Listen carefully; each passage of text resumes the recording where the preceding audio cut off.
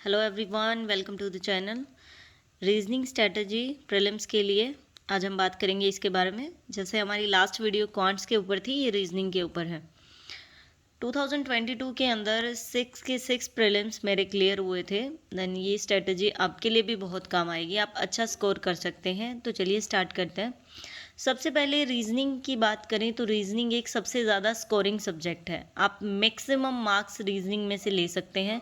अगर आपका जैसे आरआरबी पीओ 40 मार्क्स का होता है तो आप 40 आउट ऑफ 40 उसमें से ले सकते हैं मार्क्स अटैम्प्ट करके। इतना मुश्किल नहीं है, मेरे खुद के आए हुए हैं। दैट रीजनिंग बहुत ही स्कोरिंग सब्जेक्ट है।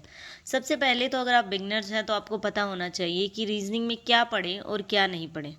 ठीक है, स्टार्टिंग के अंदर आपको सिलेबस पता होना चाहिए। सबसे पहले सिलेबस चेक करिए क्या होता है क्या नहीं। आप गूगल पे सर्च करेंगे, आजकल सब कुछ गूगल पे मिल जाता है। स्टार्टिंग में आपको सिलेबस देखना है, फिर आपको सिलॉक्स मोस्ट इम्पॉर्टेंट थिंग्स हैं। पहले 5 मार्क्स के आते थे, अब 3 to 4 मार्क्स के आते हैं आपके सिलॉक्स के क्वेश्चन। तो आपको सिलॉक्स पढ़ना है। Inequality, order and ranking, alpha numeric questions, coding decoding, blood relation, puzzles and sitting arrangement. आप इतना रीजनिंग के अंदर पढ़ लीजिए, आपके कंप्लीट 40 आउट ऑफ 40 या फिर जिसमें 35 मार्क्स का पेपर होता है उसमें आपके 35 आउट ऑफ 35 मार्क्स आएंगे। तो सबसे पहले इसको किस तरह से पढ़ें हम। सबसे पहले आपने सिलेबस चेक कर लिया, उसके बाद आप सर्च करिए यूट्यूब के ऊपर सिलॉक्स की वीडियोस। तो आपको बेसिक से भी सिलॉक्स अच्छे से पढ़ाया जा सकता है। आप एक बार सिलॉक्स के अंदर क्या है कि जैसे सम और नोट का केस पढ़ लीजिए, उसके बाद आपका फ्यू का, सम नोट का, इस तरह के केसेस हैं। एक बार आप देख लीजिए कैसे सोल्व करते हैं। ठीक है, उसके बाद जितनी प्रैक्टिस हो सके, अगर आपको 200 क्वेश्चन करने, 300, 500, जितने आपसे क्वेश्चन हो सकते हैं आप उसका करिए। नेक्स्ट फिर आप इनइक्वालिटीज़ पे जाइए, एक बार बेसिक्स देखिए। अगर उस वीडियो में कोई भी वीडियो देख लीजिए, अगर आपको समझ आ रहा है तो आपने इनइक्वालिटीज सर्च किया। ठीक है, आपने वीडियो देखी, आपको लग रहा है कि कुछ समझ आ रहा है, फिर आप खुद से क्वेश्चन करके देखिए। अगर आपसे क्वेश्चन बन रहे हैं, आंसर भी सही आ रहे हैं, इट मीन्स आप ठीक है। इनइक्वालिटी की फिर प्रैक्टिस कर लीजिए, ऑर्डर एंड रैंकिंग की कर लीजिए। ये कुछ टॉपिक्स ऐसे हैं, एक बार सीख लोगे ना, ये लाइफ भर तक काम रहेंगे। मीन्स जब तक आप एग्ज़ाम दे रहे हैं, ये 10 से 15 नंबर का ऐसा पोर्शन आता है जो आप यहाँ से कवर कर सकते हैं। ब्लड रिलेशन हो गया, सिंपल सिंपल कर लीजिए। कोडिंग डिकोडिंग जैसे पहले नॉर्मल आती थी, अभी कई बार किसी पेपर में चाइनीज़ डिकोडिंग कोडिंग डिकोडिंग भी आ जाती है। पहले उस पर मत जाइए, पहले नॉर्मल की प्रैक्टिस करनी है, देन आप एडवांस लेवल पे जाइए। शुरू में ही मत जाइए। कई बार क्या होता है कि हम बहुत हाई लेवल के क्वेश्चन कर लेते हैं और पेपर में बिल्कुल ही बेसिक चीज़ें आ रही होती हैं, तो उसमें हम अटक जाते हैं। ऐसा नहीं करना। एक स्टार्टिंग स्टेज होती है ना, जैसे स्टार्टिंग में बच्चा पहले पैरों पे नहीं, ऐसे नॉर्मल सीखता है चलना, उस तरह से आपको करना है। एकदम से हाई लेवल पे मत जाइए, बेसिक टू हाई लेवल। ठीक है, तो ये चीज़ें होंगी यहाँ से। उसके बाद होता है हमारा सेकंड पार्ट, मोस्ट इम्पॉर्टेंट। ये फर्स्ट स्टेज थी, आपको सिलेबस चेक करना है एंड ये सारे टॉपिक्स आपको करने हैं, इसके अलावा कुछ नहीं करना। Part 2 most important, puzzles. Puzzles और जो सिटिंग अरेंजमेंट है, रीजनिंग उसके बिना है ही नहीं। बिकॉज पेपर के अंदर 20 to 25 मार्क्स के क्वेश्चन आपके पजल से आता है। ठीक है, पजल किस टाइप की हो सकती है, फ्लोर बेस्ड हो सकती है, फ्लैट बेस्ड हो सकती है। फ्लोर मतलब आपको बोल देंगे कि एक बिल्डिंग है, उसमें 10 फ्लोर है, उसमें ABCD ये सब लोग रहते हैं और आपको उनको अरेंज करना है। तो इस तरह के क्वेश्चंस आते हैं काफ़ी। फ्लैट बेस आ जाएगी कि 4 फ्लोर हैं, उस पर 2 फ्लैट हैं और उसमें XYYZ ये सब लोग रह रहे हैं, ये हो सकता है। फिर डेट मंथ या ईयर बेस्ड आ सकती है। ईयर बेस्ड वाली थोड़ी सी टाइम कंफ्यूजिंग होती है, क्योंकि उसमें क्या करेंगे, डाटा इस तरह से दिया जाता है कि मान लीजिए हम वो बताएंगे कि 2022 के अकॉर्डिंग लेना है, फिर आपको बता देंगे कि ए है एक पर्सन, मतलब आपको 6 ईयर्स दे दिए कि 2016, 2009, 1999, 1998, इस तरह से। और डाटा आपको कंसिडर करना है 2022 के अकॉर्डिंग। तो सबसे पहले तो जो भी ईयर दे रखा है उसमें से सब्ट्रैक्ट करके उसकी नॉर्मल एज निकालनी पड़ेगी सबसे पहले तो।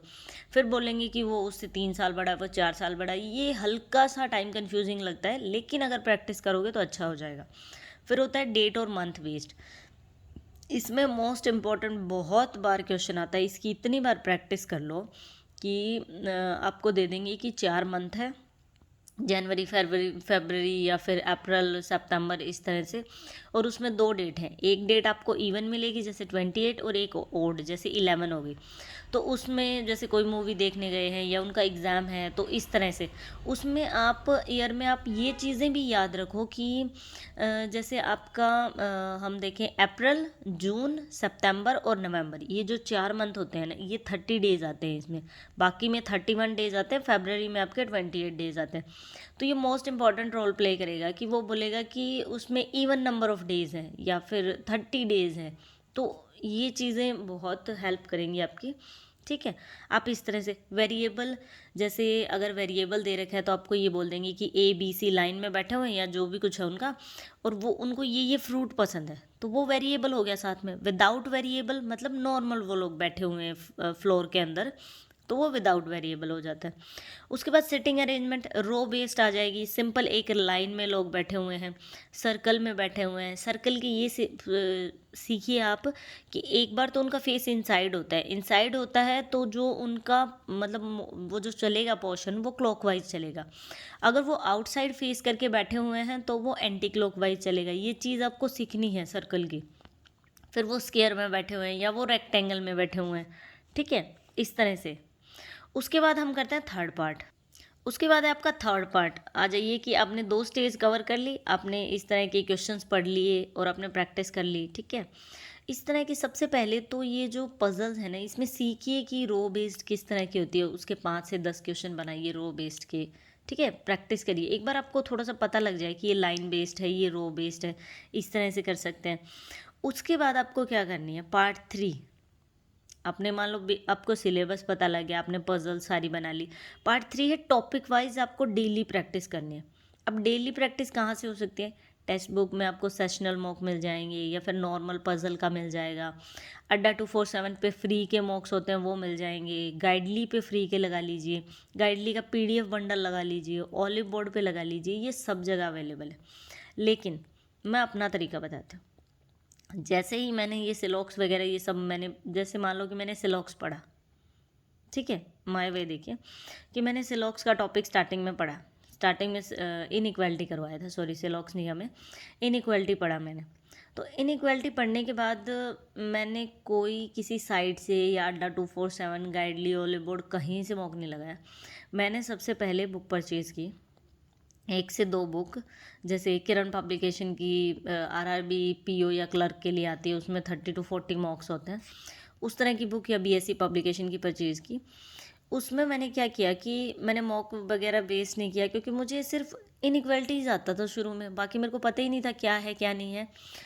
तो इनइक्वालिटी मैंने क्या किया कि उसमें अगर 40 मॉक्स दे रखे हैं ना, तो मैंने हर पेपर में इनइक्वालिटी था, ठीक है। तो मैं शुरू से लग गई और मैंने लास्ट तक जो 40 पेपर्स थे उनकी सारी इनइक्वालिटीज़ कर दी 1 से 2 बार। मेरे को ऐसे लगा कि इनइक्वालिटी तो मेरा अच्छा होगा, ठीक है। फिर मैंने नेक्स्ट टॉपिक जैसे सिलॉक्स पढ़ा, सिलॉक्स अच्छे से थोड़ा थोड़ा समझ आने लग गया। फिर वही सेम पैटर्न फॉलो किया, बुक से स्टार्टिंग से फर्स्ट मॉक से लेके लास्ट तक पूरा 40 पेपर्स के अंदर, जो भी 40 पेपर्स थे शायद, सारा सिलॉक्स कर दिया मैंने। जो कुछ अटक रहा था, जैसे सम नोट का केस नहीं आ रहा था, तो मैं यूट्यूब पे ऐसे बोल रही थी कि सम नोट के केसेस मतलब क्या होता है, तो छोटी सी वीडियो देखी, समझ आ गया वो, फिर दोबारा करने लगे। अब है मोस्ट इम्पॉर्टेंट, आगे की बात करते हैं। ऐसे ही आपको पजल्स भी करना है। तो बुक्स की इससे क्या होता है कि आपको पूरा मॉक्स ख़राब करने की ज़रूरत नहीं है। जो जो टॉपिक करते जाओ वो 40 के 40 सेट में से कर डालो, बस, और कुछ नहीं करना। Topic wise videos basic clear, ये तो हमने पहले ही बात कर ली कि आप देखिए एक बार। स्टार्टिंग में अगर हम शुरू में पढ़ रहे हैं तो हमें नहीं पता क्या टॉपिक होता है क्या नहीं, तो हमें देखना पड़ता है। प्रैक्टिस करिए बुक से, BSc पब्लिकेशन की बुक से। किरण पब्लिकेशन फ्री PDF मिल जाएंगी या गाइडली के PDF बंडल। और उसके बाद ये स्टेज 4 है, लेकिन उससे पहले बात करते हैं कि बुक्स BSc पब्लिकेशन की। ये बुक देखिए आप, BSc पब्लिकेशन 30 मॉक टेस्ट, और ये ठीक है, इसके लिए PO के लिए है, IBPS PO के लिए 30 मॉक टेस्ट हैं इस बुक के अंदर। मैंने ये बुक, मैं क्या बताऊँ आपको, कितनी बार कर दी मेरे को खुद को भी याद नहीं है। कम से कम 17 to 18 टाइम ये बुक मेरी कंप्लीट हो चुकी है।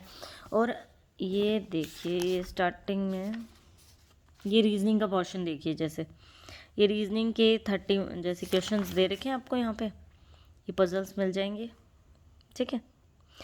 कभी भी ना आप बुक से कर रहे हैं ना, तो मोस्ट इम्पॉर्टेंट चीज़ बताती हूँ। जैसे कुछ लोगों का क्या होता है, यही देख लीजिए आप, ये पज़ल है, तो ये पज़ल है, ठीक है।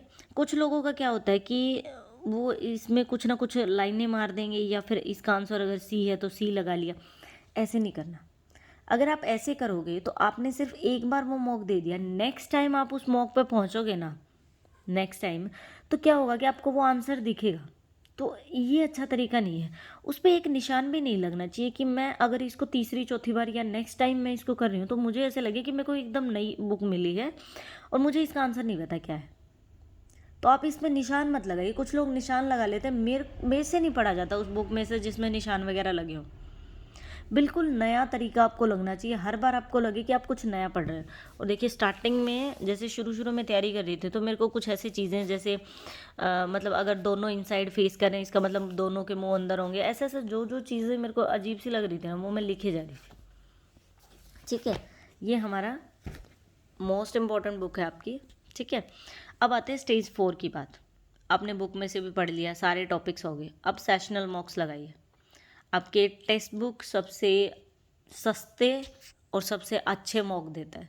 किसी का वहम हो जाता है कि ऑलिव बोर्ड की तरफ जाओ या कुछ और जाओ, पेपर का पैटर्न ऐसा नहीं है। अगर टेक्स्ट बुक में full out of full marks लेने लगे ना तो आपको कोई सिलेक्शन से नहीं रोक सकता। आपको हर बार क्या है कि स्टार्टिंग में मुश्किल चीज़ की तरफ नहीं जाना है। कुछ लोग क्या करते हैं शुरू में प्रिपरेशन की ऑलिव बोर्ड की तरफ चले गए। ऑलिव बोर्ड में इतने मुश्किल पेपर होते हैं, इतने तो एग्जामिनर भी नहीं बनाता मुश्किल, और फिर उसमें मार्क्स नहीं आते, बोला हमारे मार्क्स नहीं बढ़ रहे। तो ऑलिव बोर्ड सबसे सस्ता, साल का पूरा सब्सक्रिप्शन आपको 300-400 रुपये में मिल जाएगा और आराम से पढ़िए। फुल मार्क्स लगा लीजिए अगर अच्छी प्रिपरेशन हो जाती है तो आपकी। सेशनल जैसे रीजनिंग अच्छी करनी है तो सेशनल भी, जैसे SBI PO की बात करें तो 10 आपको सेशनल मिल जाएंगे। प्रीवियस ईयर पेपर्स करके देखिए, कई बार करिए आप प्रीवियस ईयर पेपर्स को। उससे क्या होता है कि पता लगता है कि एग्जामिनर क्या पूछ रहे हैं। फिर जैसे कुछ ट्रिक्स हैं जो मतलब जैसे मैंने प्रिपरेशन की है तो चीज़ें मुझे ऐसा लगता है कि बहुत कुछ है आपको सिखाने के लिए, बस टाइम नहीं है कि कैसे वीडियोस बनाऊं, कैसे लाऊं। तो कुछ ट्रिक्स जैसे फ्लोर बेस्ड पज़ल में एक दो चीज़ें कर लें कि कैसे सोल्व करनी है, देखूंगी अगर टाइम लगा तो मुझे। और एक वीडियो इस पर बनाएंगे, अगर आपको अच्छा लगे तो कमेंट कर दीजिएगा कि राइट वे मतलब रीजनिंग को किस तरह से अटैम्प्ट करना चाहिए, स्टार्टिंग में हमें क्या करना चाहिए, मैं किस तरह से अटैम्प्ट करती हूँ अगर पेपर में रीजनिंग का पोर्शन खुलता है, तो हम इस बारे में बात करेंगे अगर आपको बात करनी हो तो। Thank you for watching the video. ये थी मेरी रीजनिंग की स्ट्रैटेजी और सच बता रही हूँ मैंने खुद फॉलो की है। 40 आउट ऑफ 40 मार्क्स आए हैं मेरे। RRB PO की बात कर रही हूँ मैं, और एक पज़ल नहीं छोड़ी मैंने। 1-1.5 मिनट पहले ही पेपर कंप्लीट कर लेती थी। और पज़ल से भागिए मत, बाकी चीज़ें करिए लेकिन पज़ल्स से मत भागिए, पज़ल्स सिलेक्शन दिलवा जाएंगे आपको। Thank you for watching the video.